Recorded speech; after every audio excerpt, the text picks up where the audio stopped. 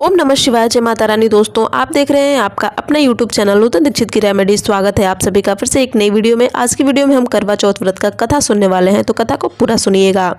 बहुत समय पहले की बात है। एक साहूकार के 7 बेटे और एक बेटी थी जिसका नाम था करवा। सभी सातों भाई अपनी बहन से बहुत प्यार करते थे, यहाँ तक कि वे पहले उसे खाना खिलाते और बाद में स्वयं खाना खाते थे।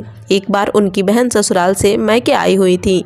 शाम को जब सभी भाई अपना व्यापार और व्यवसाय बंद करके घर आए तो देखा कि उनकी बहन बहुत ही व्याकुल थी। सभी भाई हाथ मुंह धोकर खाना खाने बैठे और अपनी बहन से भी खाना खाने का आग्रह करने लगे, लेकिन बहन ने बताया कि आज उसका करवा चौथ का निर्जल व्रत है और वह खाना सिर्फ चंद्रमा को देखकर अर्घ देने के बाद ही खा सकती हैं। चूँकि चंद्रमा अभी नहीं निकले थे, इसलिए वह भूख की वजह से बहुत ही व्याकुल हो रही थी। भूख और प्यास उनको बहुत ही ज़्यादा परेशान कर रहे थे।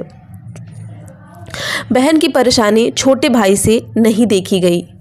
उन्होंने दूर पीपल के पेड़ पर एक दीपक जलाकर चलनी के ओट में रख दिया और दूर से देखने पर वह ऐसा प्रतीत हो रहा था कि जैसे चतुर्थी का चांद उदित हो रहा हो। इसके बाद भाई अपनी बहन को बताते हैं कि चांद निकल आया है, तुम उसे अर्घ देने के बाद भोजन कर सकती हो। बहन खुशी के मारे दौड़ते दौड़ते सीढ़ियों पर चढ़कर जाकर देखा तो चांद को देखती हैं और अर्घ देकर खाना खाने बैठ जाती हैं।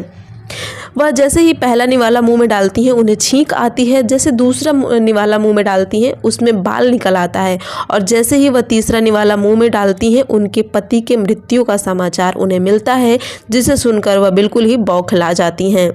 उसकी भाभी उसे सच्चाई से अवगत कराती हैं कि उनके साथ ऐसा क्यों हुआ। करवा चौथ का व्रत गलत तरीके से टूटने के कारण देवता उससे नाराज हो गए हैं और उन्होंने इसके साथ ऐसा बर्ताव किया है।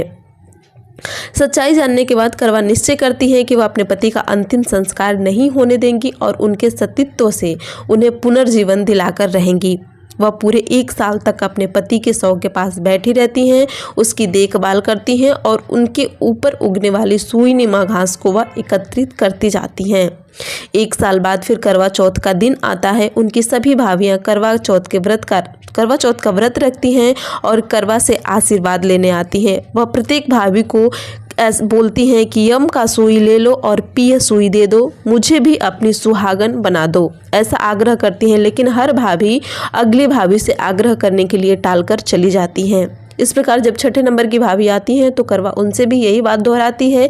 यह भाभी बताती हैं कि छोटे भाई की वजह से उनका व्रत टूटा था, अतः उनकी पत्नी में वह शक्ति है कि तुम्हारे पति को वह दोबारा से जीवित कर सकती हैं। इसलिए जब वह आए तो तुम उन्हें पकड़ लेना और इसी प्रकार से आग्रह करना, जब तक वह तुम्हारे पति को जिंदा ना कर दे उन्हें छोड़ना नहीं। ऐसा कहकर वह भाभी चली जाती हैं और करवा अपने मन में सोचती है कि जब छोटी भाभी आएंगी तो उन्हें मैं बिना सुहाग लिए जाने नहीं दूंगी।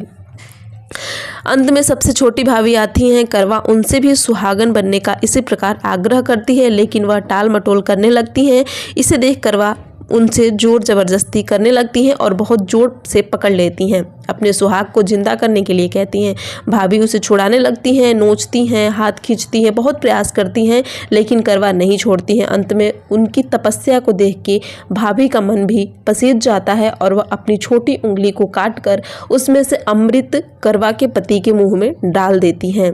करवा का पति तुरंत ही श्री गणेश कहते हुए उठकर बैठ जाते हैं। इस प्रकार प्रभु कृपा से उनकी छोटी भाभी के माध्यम से करवा को अपना सुहाग मिल जाता है। वह पुनर्सुहागन बन जाती है और करवा चौथ के व्रत को पूरे विधि विधान से और रीति रिवाज से संपूर्ण करती हैं। अंत में उनकी तपस्या से उनका सुहाग उन्हें मिल जाता है। हे भगवान गणेश, हे माता पार्वती, भगवान भोलेनाथ, जिस प्रकार करवा को चिर सुहागन का वरदान आपसे मिला है, वैसे ही हर सुहागन को यह वरदान देना और हर सुहागन को उसके सुहाग से उसके साथ बनाए रखना। करवा चौथ व्रत की कथा संपूर्ण हुई। भगवान भोलेनाथ सभी सुहागन का सुहाग बनाए रखें। जो यह कथा पढ़े, जो यह कथा सुने और जो यह कथा दूसरे को सुनाए, सभी का सुहाग सभी के साथ सदैव बना रहे। भगवान भोलेनाथ की कृपा सबके ऊपर बनी रहे। सबके घर में सुख, शांति और समृद्धि भगवान भोलेनाथ सदैव बनाए रखें। वीडियो कैसी लगी कमेंट करके जरूर बताइएगा। चैनल पर नया है तो सब्सक्राइब भी जरूर करिएगा इसी प्रकार की और भी बहुत सारी वीडियोस को देखने के लिए।